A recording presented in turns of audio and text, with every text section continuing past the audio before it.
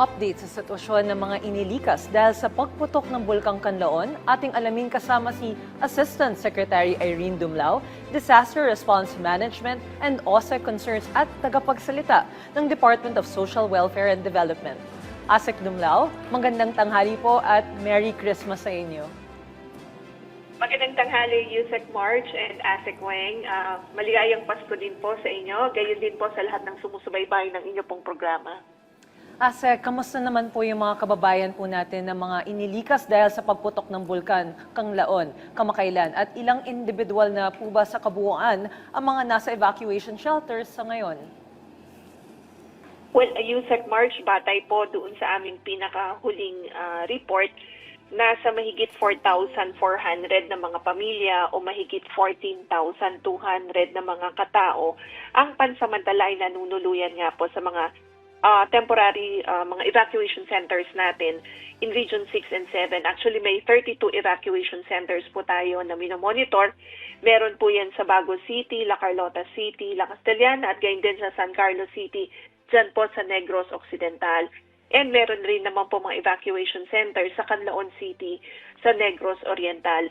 At ito po yung mga tinutulungan po natin sa pamamagitan ng pagpo-provide ng mga family food packs and non-food items, Yusek March. But aside from the displaced population inside evacuation centers, meron din po kasing mga internally displaced persons na pansamantala naman po ay nanunuluyan sa mga tirahan po ng kanilang mga kaanak o mga kapamilya.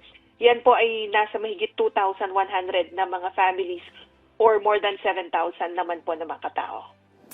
ASEC Irene, kumusta naman po ang distribution at supply ng mga non-food at food items para sa evacuees? Sapat po ba ang mga ito ngayon?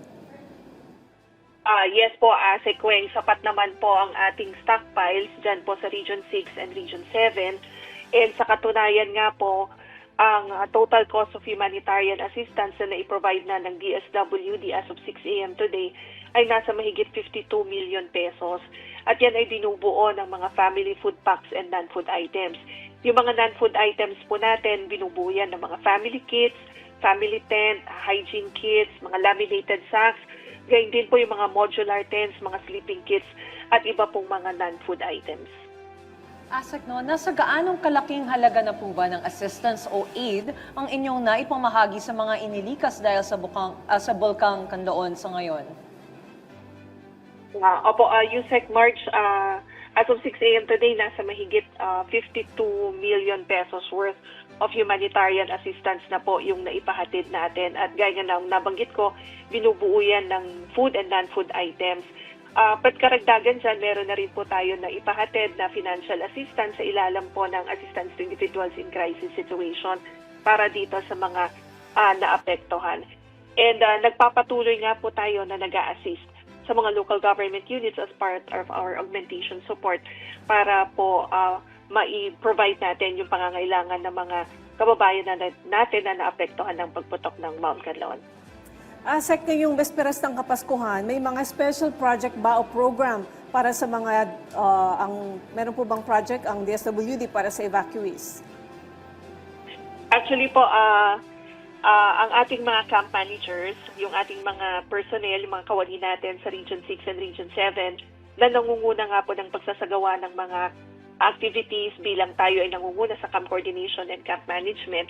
Aside from the conduct of psychosocial activities para sa mga bata na nasa mga evacuation centers at gayon din sa mga vulnerable sectors, nagkakaroon din po ng mga ibang activities para maipadama din natin sa ating mga kababayan, lalo na ito mga naapektuhan ng pagputok ng Mount Kanlaon na maramdaman po pa rin nila yung Kapaskuhan kahit sila ay nandyan nga po sa mga evacuation centers. So dito po sa mga na-establish na mga child-friendly spaces, nagsasagwa tayo ng mga storytelling activities, hindi lamang para ma-alleviate yung trauma ng mga bata na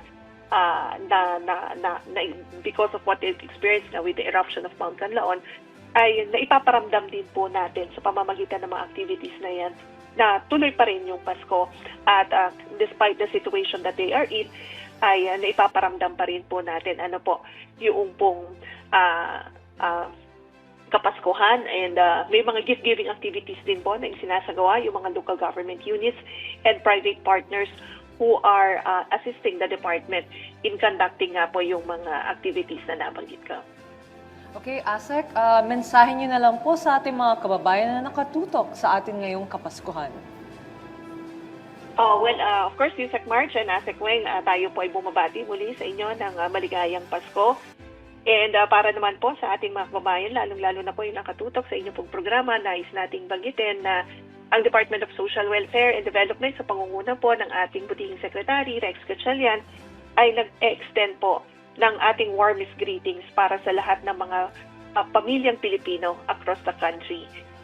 Sa atin po, ang Kapaskuhan ay panahon para magbigay at magpadama ng pagmamahalan, pagpapakita ng hope and unity, at yung mga values po na nagpapalakas nung ties po natin bilang Pilipino, bilang pamilyang Pilipino.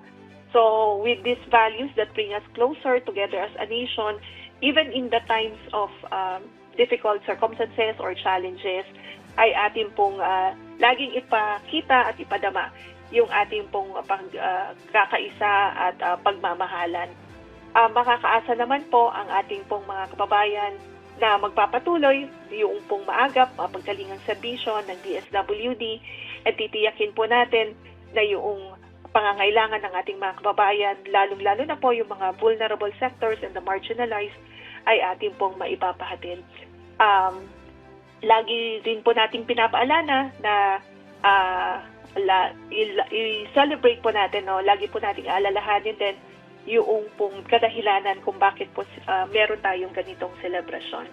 So, hopefully, this Christmas season would bring peace, happiness, and of course, prosperity to everyone, to all Filipino families, and to the whole nation. So, with that, maligayang Pasko po muli mula sa DSWD.